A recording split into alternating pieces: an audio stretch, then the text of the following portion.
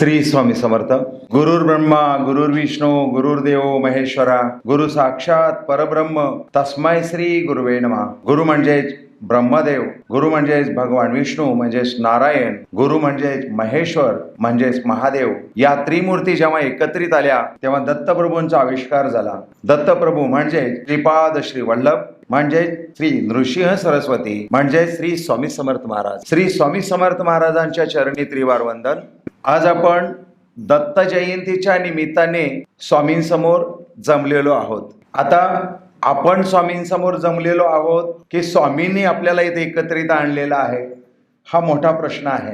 कारण रस्त्यावरती आपण 10 मिनिटाकरिता जरी उभा राहिलो तर आपल्याला येताना जाताना 100 माणसं दिसतील. त्यापैकी इथे कोणी का नाही आलं तर त्याला बरीच कारणं आहेत. आपली स्वामीवरती भक्ती आहे, स्वामींची आपल्यावरती प्रेमळ नजर आहे. स्वामी आपल्याला इथे आणतात, काही ज्ञान देतात, काही माध्यमातून आपल्यापर्यंत माहिती पोचवतात. हे सर्व सामाजिक दृष्टिकोनातून स्वामींनी जपलेला वारसा हक्क आपण पाळतो आहोत. छत्रपती शिवाजी महाराजांनी स्वराज्याची स्थापना केली, हिंदवी स्वराज्याची स्थापना केली. त्या हिंदवी स्वराज्याचं रक्षण करण्याचं भाग्य आपल्या सर्वांना लाभलेलं आहे. छत्रपती शिवाजी महाराज जर नसते तर आज आपल्याला अल्लाहू अकबर असं म्हणावं लागलं असतं. ही सत्य परिस्थिती आहे. आज आपण इथं आलेलो आहोत, आपण भाग्यवान आहोत. भाग्यवान का आहोत तर आपण दुःखी आहोत. आपल्याला समस्या आहेत, अडचणी आहेत. आपल्याला प्रत्येकाला असं वाटत असतं आमचा संसार सुखाने चालावा म्हणून आपण मठात स्वामीकडे येत असतो. आपल्याला काही अडचणी आहेत म्हणून आपण स्वामींकडे येत असतो. म्हणून स्वामींनी आमच्याकडून एक व्याख्या तयार करून घेतलेली आहे. सुखी माणसं भाग्यवान नसतात तर दुःखीच माणसं भाग्यवान असतात. कारण दुःखी माणसांनाच स्वामींच्या चरणाजवळ येण्याचा किंवा राहण्याचा योग येतो. हे तितकंच सत्य आहे. त्याप्रमाणे स्वामींनी आपल्याला 100% सुख दिलेलं नाही. ही स्वामींची आपल्यावरती असीम कृपा आहे असं म्हणायला हरकत नाही. जेव्हा जेव्हा आपल्याला अडचणी येतात तेव्हा तेव्हा आपण स्वामींचा दावा करतो. स्वामी त्या वेळेला आपल्याला मदत करतात. हा प्रत्येकाचा आपला वैयक्तिक अनुभव आहे आणि तो प्रत्येकालाच येतो. दुसऱ्या दिवसापर्यंत आपला प्रॉब्लेम सॉल्व्ह झालेला असतो. हा प्रत्येकाचाच अनुभव आहे. हे तितकंच सत्य आहे. स्वामी आपले प्रश्न सोडवतात. आपण प्रेम कसं केलं पाहिजे स्वामीवरती, भक्ती कशी असली पाहिजे, भक्ती कोणासारखी असली पाहिजे. प्रभू रामचंद्रावरती जी भक्ती केली ती भक्ती पवनपुत्र हनुमानने केली, कोणताही स्वार्थ न ठेवता. प्रभू रामचंद्रावरती जी भक्ती केली ती लक्ष्मणाने भक्ती केली, भरताने भक्ती केली, प्रेम केलं. तसं प्रेम आपण स्वामीवरती केलं तर त्याच्या अधिकाधिक आपल्याला प्रचिती येते. म्हणून आपण श्री स्वामी महाराज दत्तावतारात असताना म्हणजेच नृसिंह सरस्वतीच्या अवतारात असताना समाराधना करायचे. जसं देशमुख साहेबांनी मागाशी सांगितलं की आमच्याकडे 50-50 हजार रुपये देऊन दत्त जयंतीचे किंवा स्वामी जयंतीचा खर्च करणारे खूप लोक आहेत. परंतु आम्ही त्यांना नम्रतेने सांगतो की ही समाराधना आहे. समाराधना म्हणजे समान आराधना मिळाली पाहिजे. म्हणून त्यांचे मुठभर तांदूळ आम्हाला इथे अपेक्षित आहेत आणि ते स्वामींच्या चरणी आपण ठेवतो. नृसिंह सरस्वतीच्या अवतारामध्ये नृसिंह सरस्वती असेच करायचे. थोडीशे मुठभर तांदूळ आणायचे, प्रत्येकाने थोडं थोडं थोडं थोडं काहीतरी आणावं आणि त्याचा समाराधना भोजन समारंभ मठामध्ये चालायचा. तो स्वामी महाराजांच्या काळापर्यंत आला. मग स्वामी महाराजांनी त्यामध्ये थोडासा बदल केला. दत्त जयंती स्वामी महाराजांनी करण्यास सुरुवात केली. तेव्हा सुद्धा स्वामी महाराजांनी असाच प्रयत्न चालू ठेवला. कोणाही एकट्याचं बलाढ्य धनाढ्याची आपल्याला अन्न खायचं नाही असं समजून सर्वांचं थोडं थोडं अन्न एकत्रित करून समाराधना करायची आणि आपण समप्रमाणात भोजनाचा आनंद घ्यायचा, प्रसादाचा आनंद घ्यायचा. त्या पाठीमागचा एकमेव हेतू स्वामी महाराजांनी जपला आणि आपण त्याप्रमाणे कार्य करतो. म्हणून दत्त जयंतीच्या दिवशी आपण जे अन्नदान करतो ते कोणी एका व्यक्तीचं नसून आपण सर्वांच्या तर्फे करत असतो. त्यामुळे ज्यांनी अन्नदान केलेलं आहे, ज्यांनी समाराधनासाठी वस्तुरूपाने अन्नदान केलेलं आहे त्यांचे धन्यवाद. स्वामींकडून त्यांना अनेक आशीर्वाद. स्वामी त्यांची प्रगती अधिकाधिक करो, अधिकाधिक त्यांच्या मुलांना संततीला ज्ञान प्राप्त हो अशी श्री स्वामी महाराजांच्या चरणी प्रार्थना करतो आणि आजच्या विषयाला मी सुरुवात करतो. जेव्हा श्रीकृष्ण शांतिदूताचा प्रस्ताव करून गेले तेव्हा दुर्योधन म्हणाला माझ्या घरी जेवणासाठी भोजनासाठी चला. तेव्हा श्रीकृष्ण म्हणाले, माझ्यावरती ना कोणाचा प्रभाव आहे, ना कोणत्या गोष्टीचा मला अभाव आहे, मला फक्त भाव प्रिय आहे. तो भाव अतिशय महत्वाचा आहे. गीतेमध्ये सुद्धा सरळ सरळ लिहिलेला आहे, एखाद्याकडे धन नसेल पण त्यांनी भक्तिभावाने जर एखादं पान, सुकलेलं पान जरी मला वाहिलं तरी ते मला अतिशय प्रिय असतं. म्हणून आपण समाराधना केली. समाराधनेचं फळ ते आहे की इथे स्वामींच्या दरवाजात आणून दिल्यानंतर स्वामींच्या चरणी आपण जे काय वस्तू आणून देतो त्या पवित्र होतात. स्वामींच्या चरणाजवळ आणल्यानंतर तो प्रसाद होतो आणि तो प्रसाद आपण ग्रहण केल्यानंतर आपली सतसत विवेक बुद्धी जागृत होते आणि समाराधनेचा, अन्नदानाचा, आनंद भोजनाचा आपल्याला अधिकाधिक उपयोग होतो. म्हणून समाराधना करायची असते, प्रसादाचं भोजन करायचं असतं. आणि यातून अजून एक भाव स्वामींचा असतो, तो म्हणजे 100 माणसांनी एकत्रित यावं. शत्रुत्व असेल तर ते घरी विसरावं, एकत्रित येऊन एकमेकाशी चांगलं बोलावं, मैत्रीचा भाव ठेवावा आणि एकामेकांना गळ्याशी भेट करावी आणि आपण एकमेकाला प्रेमाने वागणूक द्यावी, हा त्या पाठीमागचा भाव असतो. बघा, एखाद्याचं भांडण झालं असेल आणि एखाद्या ठिकाणी आपण एकत्रित आलो तर आपली मैत्री तिथे व्हायला सुरुवात होते, अगदी होते. हाच भाव स्वामी समर्थ महाराजांचा असावा. आणि त्यामुळे स्वामींनी दत्त जयंतीचा उत्सव त्यावेळेला सुरुवात केली आणि त्याप्रमाणे आज सुद्धा दत्त जयंती प्रत्येक वर्षी साजरी करतो. आज दत्त जयंतीच्या निमित्ताने भक्ती कशी असावी आणि भक्तीचं ओझं काय असतं एक आपण कथा समजून घेणार आहोत. श्रीकृष्ण बालावस्थेत असताना त्याचा खरा मित्र जो होता तो होता सुदामा.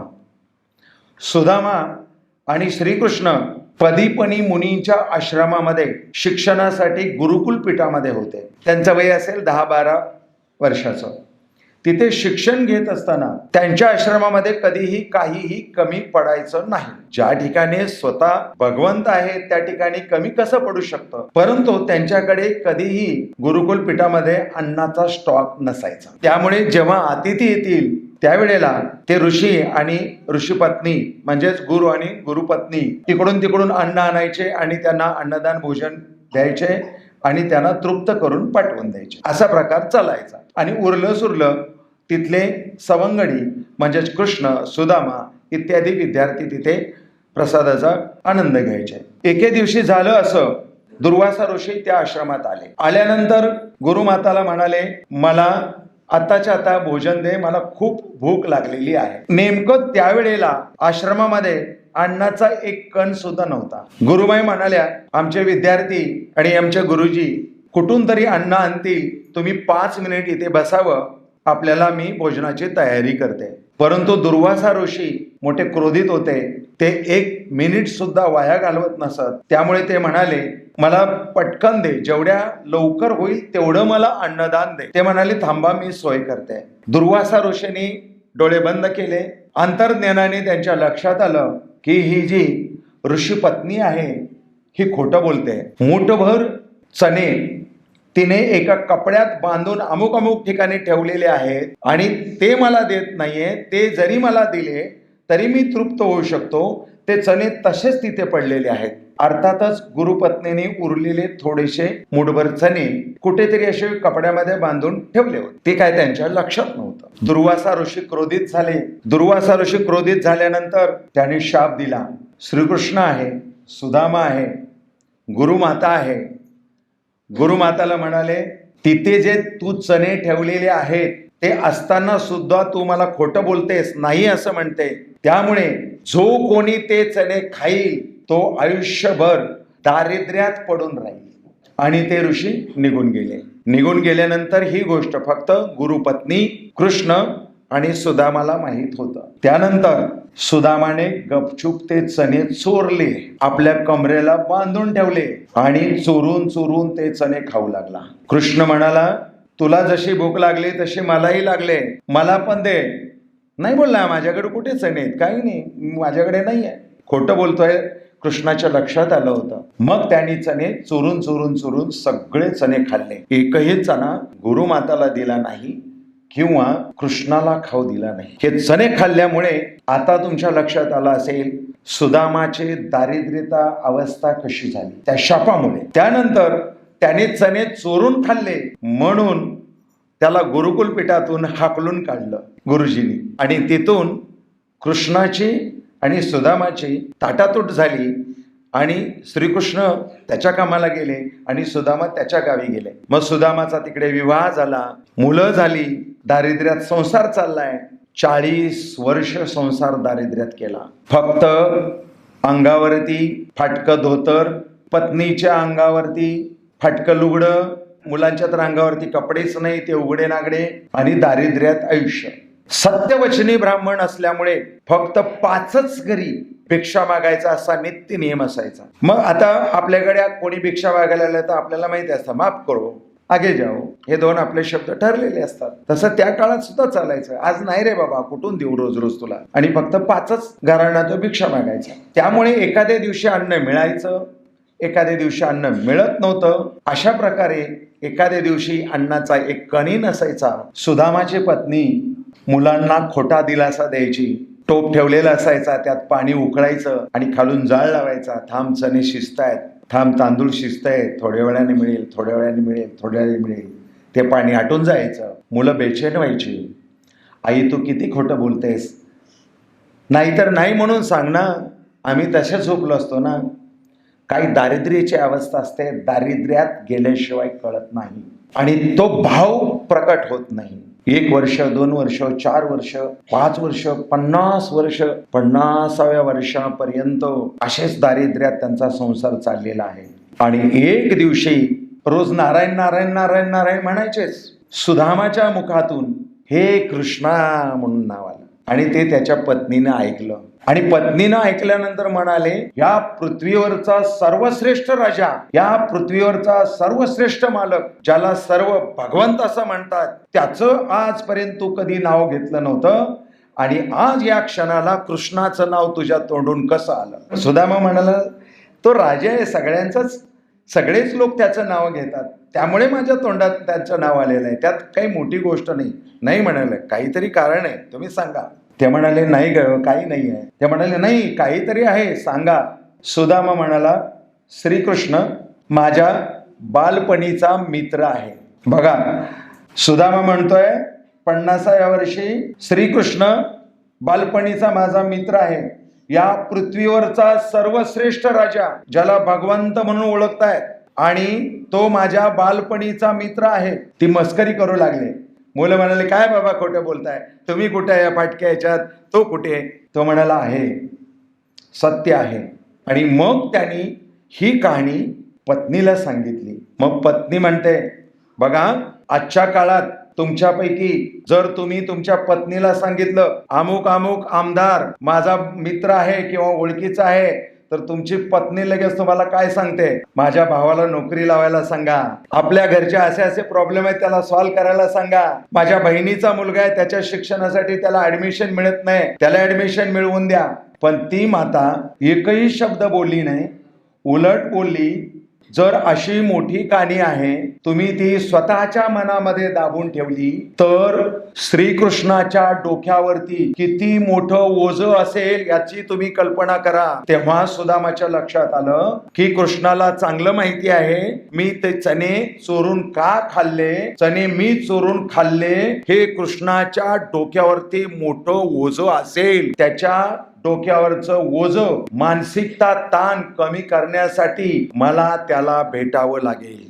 आणि त्याची पत्नी म्हणाली, फक्त त्याला भेटा, काहीही मागू नका, कारण त्याला सांगा जे काय घडलं तो नीतीचा खेळ होता, तुम्ही जा त्याला भेटा आणि भेटून या आणि त्याला सांगा की आम्ही सुखात आहोत, काही काळजी करू नको, एवढंच सांगून भेटून या. आपली पत्नी आपल्याला असं सांगणार नाही, जाऊ दे तो मोठा आहे आपल्याला भेटेल का वगैरे. खूप काही आपल्याला आपली स्वतःची पत्नी बोलू शकते आणि आपण एवढ्या मोठ्या व्यक्तीचं मित्र असल्यानंतर. पण सुदामाने तसा विचार केला नाही. सुदामाने डोंगर, दर्या, नद्या क्रॉस करत करत करत करत श्रीकृष्णाच्या भेटीसाठी निघाला. उल्लेख आहे 6 महिने लागले असा उल्लेख आहे. उपाशी तापाशी कृष्णाच्या राजाच्या वेशीवरती तो गेला. द्वारपालांनी विचारलं. तेच द्वारपाल एकदा विष्णूला भेटण्यासाठी सनत कुमार आले होते आणि त्यांनी भेटू दिलं नव्हतं म्हणून ते जय आणि विजय. त्यानं प्रत्येकी शाप दिला, तुम्ही 3 जन्म घेऊन जमिनीवरती जाल, जन्म घेऊन तिथे मृत्यूलोकी पडाल. तेच कुंभकर्ण आणि रावण, तेच जय आणि विजय द्वारपाल तिथे होते. त्यांना भीती वाटली, हा ब्राह्मण आहे, ब्राह्मण देवता आहे आणि एवढ्या मोठ्या राजाचा मित्र आहे म्हणतोय, त्याला भेट घडवून द्यावीच लागेल. जर असं नाही केलं तर पुन्हा हा काहीतरी शाप देईल आणि पुन्हा आपल्याला जन्म घ्यावे लागतील. ते पळत पळत कृष्णाकडे गेले. कृष्ण सकाळची वेळ होते, त्याच्या नाश्ता पाण्याची व्यवस्था चालली होती. नुकताच गंध लावला होता, अंगावरती पितांबर घेणार.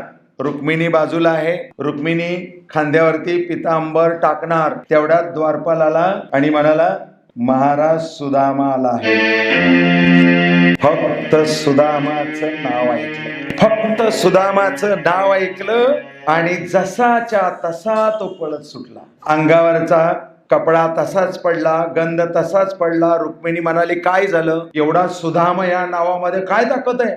एवढं काय झालं? पळत सुटला, उघडा, फक्त धोत्रावरती गेट पर्यंत आला. गेट पर्यंत आल्यानंतर सुदामाला कडकडून मिठी मारली. कडकडून मिठी मारल्यानंतर सुदामा रडायला लागला, कृष्णा रडायला लागला. कडकडून मिठी मारल्यानंतर त्याला बाजूला केलं आणि कृष्ण म्हणतो, अरे मूर्खा, तुला अक्कल आहे की नाही? 50 वर्षे झाली तुझ्या आठवणीने मी व्याकुळ होतोय, तुझ्या आठवणीने मी परेशान झालेलो आहे. तू माझ्यावरचं संकट तू तुझ्यावरती घेतलंस. जर ते चणे मला दिले असतीस तर मी दारिद्र्यात पडलो असतो, म्हणून ते चणे तू खाल्लेस आणि तू दारिद्र्यात आहेस याची मला कल्पना होती. फक्त तू कुठे आहेस हे माहिती नव्हतं. कडकडून मिठी घातली. पुन्हा लगेच त्याला घेऊन गेले.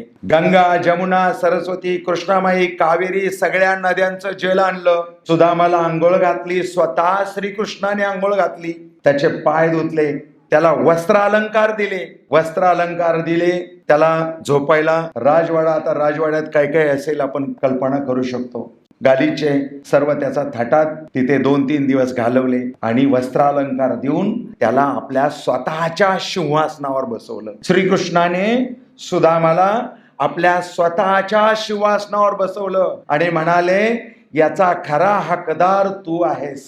जर ते चणे मला दिलेले असतं किंवा मी खाल्ले असते तर तू ह्या सिंहासनावर बसला असतास, पण तू गुरुमाईला किंवा गुरुला किंवा मला ते चणे खाऊ दिले नाहीस, म्हणून तू स्वतः दुसऱ्याचं दारिद्र्य अंगावर घेतलंस, तू स्वतः त्रास सहन केलास, पण आमच्यावरती कोणत्याही प्रकारचा अन्याय होऊ दिला नाही. 2 दिवस सेवा केली. रुक्मी म्हणाले, हा काय प्रकार आहे? अर्थातच रुक्मिणी म्हणजे स्वयंशुद्ध माता लक्ष्मी, तिच्याही प्रकार सगळा लक्षात आलाच. आता इथून पुढे मात्र गणित अवघड आहे. सुदामा म्हणाला, मला जावं लागेल. कृष्ण मिश्किलपणे हसला. सुदामाला वस्त्रालंकार दिले, दागदागिने दिले, सोनं चांदी दिले, काही त्या काळातले पैसे दिले आणि गेट पर्यंत पोचवायला आला. राजवस्त्र अंगावर आहे, संपत्ती बरोबर आहे आणि गेट पर्यंत श्रीकृष्ण सुदामाला पोचवण्यासाठी आले. आणि जसा सुदामा गेटच्या बाहेर म्हणजे त्या वेशीच्या बाहेर पाऊल ठेवणार तेवढ्यात श्रीकृष्ण म्हणाले, थांब सुदामा. सुदामा थांबला. म्हणाले, श्रीकृष्ण म्हणतायत, तुला जे जे काही मी दिलेलं आहे ते सर्वच्या सर्व मला परत कर. फाटकं धोतर आणलं त्याचं अंगावरचं, त्याला दिलं. सगळं इथे उतरवून ठेव, हे फाटकं धोतर घाल आणि पुढे जा. 1 पाऊल मागे घेतला, अंगावरचे सगळेच्या सगळे वस्त्र उतरवले, सगळी संपत्ती कृष्णाजवळ ठेवली. जुनं धोतर फाटकं मळलेलं ते नेसला. कृष्णाकडे बघितलं आणि आनंदाश्रू 2 डोळ्यातून वाहू लागले. सुदामाच्या डोळ्यातले आनंदाश्रू पाहून कृष्णाच्या डोळ्यात सुद्धा आनंदाश्रू वाहू लागले. दोघे एकमेकाकडे बघत बघत गंगा जमुना दोघांच्याही डोळ्यातून वाहू लागल्या. सुदामा बोलतो, काय बोलतो सुदामा? तुझी भक्ती मी एवढे दिवस केली, तुला मी माझ्या हृदयात ठेवलं, तू सुद्धा मला तुझ्या हृदयात ठेवलंस. कदाचित हे जर धन मी घेऊन गेलो तर मात्र तुला मी माझ्या हृदयात ठेवणं मुश्किल होईल. म्हणून तो हे करतोयस, मला चांगलं कळतंय. मला माझ्या अस्तित्वाची जाणीव करून दिली, तुझे शतशः धन्यवाद. त्याचं नाव भगवंत. त्या भगवंताने तू जसा आहेस तसा राहा, कारण जर तुला अकस्मात जर धन मिळालं तर तुझी बुद्धी चेंज होईल, तुझी माझ्यावरची भक्ती कमी होईल. हा मतितार्थ आहे. म्हणून आपण स्वामी सेवत असतो, स्वामी सेवा करतो. स्वामींना चांगलं माहिती आहे त्या ईश्वराला चांगलं माहिती आहे. म्हणून इथे एक पहिलं वाक्य आहे, तू जरी माझी एवढ्या दिवस सेवा करत असला तरी तुला काय द्यायचं आहे, कधी द्यायचं आहे आणि किती द्यायचं आहे ते मला माहीत आहे. जेव्हा वेळ येईल तेव्हा मी ते पुरवीन, मी देईन. पुन्हा कडकडून दोघे एकमेकाला भेटले, ओक्साबोक्सी रडले. कृष्ण सुदामाला सोडायला तयार नव्हता मिठीतून. सुदामाने मिठी सोडली, कृष्णाला थोडस लांब केलं, 2 पाऊल मागे फिरला, पाठ फिरवली. कारण देवाकडून आपण घरी जाताना किंवा मंदिरातून घरी जाताना ईश्वराकडे पाठ करायची नसते, 2 पाऊल तसंच मागे यायचं असतं. आपण स्वामींना नमस्कार करतो तर 2 पावले मागे येतो आणि जो फिरला तो रडत रडत शोक करत करत श्रीकृष्ण हरी श्रीकृष्ण हरी श्रीकृष्ण हरी नारायण हरी म्हणत म्हणत म्हणत पुन्हा आपल्या गावाच्या दिशेने निघाला, फाटक्या धोत्रावरती निघाला. कल्पना करा, समजा आपण आपल्या मित्राला, मोठ्या मित्राला किंवा भावाला भेटायला गेल्यानंतर आणि घरी आल्यानंतर पत्नी काय म्हणते, भावाकडे गेला होतास, भावाने काय दिलं, तुझ्या मित्राकडे गेला होतास, त्यांनी काय दिलं, एक केळ तरी द्यायचं, थोडेसे पेढे तरी द्यायचे. आपली पत्नी आपल्याला कोसते, पण त्याची पत्नी तशी नव्हती. सुदामा दबक्या पावलाने हळूहळू आपल्या गावाकडे निघाला. आता अलीकडचं, त्याच्या गावाच्या अलीकडचं गाव आलेलं आहे. आता तो त्याच्या गावामध्ये प्रवेश करणार आहे. रस्ता तोच आहे, त्याला चांगलं माहिती आहे हे आपलंच गाव आहे, या गावाच्या पुढे आपलं गाव आहे. परंतु अलीकडचं गाव सोडल्यानंतर जेव्हा त्याचं गाव आलं तिथे सुवर्णाची वेश निर्माण झालेली आहे. गावामध्ये एवढे रस्ते निर्माण झालेले आहेत, सर्व माणसं सुसंस्कृत झालेली आहेत, त्यांच्या अंगावरती राजवस्त्र आहे. त्याला वाटायला लागलं मी दुसऱ्याच्या तरी गावात गेलेलो नाहीये. मग तो हळूहळू, त्याला रस्ता माहीत असल्यामुळे आपल्या घरापर्यंत गेला. घरापर्यंत गेल्यानंतर त्याला कळतंय की हे घर माझंच आहे जुनं, पण या ठिकाणी कोणाचा तरी राजवाडा आहे, हे माझं घर नसावं. त्याला एक स्त्री दिसते, मुलं खेळताना दिसतायत, त्या स्त्रीच्या अंगावरती राजवस्त्र अलंकार आहेत. एवढी ती सुंदर देखणी अप्सरासारखी ती स्त्री दिसते. तो बघतोय डोळ्यांनी, त्याचा विश्वास नाही बसला. सुदामा परत फिरला, हे आपलं गाव नाहीये, हे आपलं घर नाहीये म्हणून. सुदामा परत फिरला, 2 पावले पुढे चालायला लागला. पत्नी म्हणते, नात थांबा. आता पुरुष किती जरी काही जरी असला तरी पत्नीचा आवाज ऐकल्यानंतर थांबणार नाही असं होत नाही, किंवा पत्नीचा आवाज ओळखू शकत नाही असं कधीच होत नाही. कारण आधी कानावरती ऐकलेलं असतं ना, तुम्हाला तर काही कळतच नाही, ऐकलेलं असतं सगळं. तुम्ही असं केलं असतं तर अशी वेळ आली नसती. मी सांगत होते हे करू नको म्हणून, तरी ते कानावरती आवाज पक्के असतात. आपल्याला आपल्या पत्नीचा आवाज त्यांनी पटकन ओळखला, अरे ही आपली पत्नी आहे. मग ओढून बघितलं, म्हणाले हा काय प्रकार आहे. पत्नी म्हणते, तुम्ही कृष्णाला भेटायला गेला आणि कृष्णाने इकडे सर्व आपलं दारिद्र्य दूर केलं आणि तुमच्यासाठी एक निरोप पाठवलाय. तो निरोप होता, दुर्वासा ऋषीचा श्राप आजच्या दिवशी संपत आहे. त्याप्रमाणे आपण आज इथे आलेलो आहोत. कदाचित आपल्याही मागचा श्राप संपलेला आहे. स्वामींच्या चरणी ज्या वेळेला आपण येतो त्यावेळेला आपल्याही मागचा श्राप संपतो, आपल्याही मागची पीडा संपते. म्हणून आपण अधिकाधिक स्वामी चरणी यावं, अधिकाधिक सेवा करावी, तसा मनात भाव ठेवावा. निस्वार्थ वृत्तीने आपण सेवा केली तर आपल्याला 100% त्याचं फळ मिळतं. आपण स्वामी सेवक असल्यामुळे स्वामी सेवकावरती 100% विश्वास ठेवावा आणि स्वामी सेवा करावी अशी सर्वांना नम्र विनंती.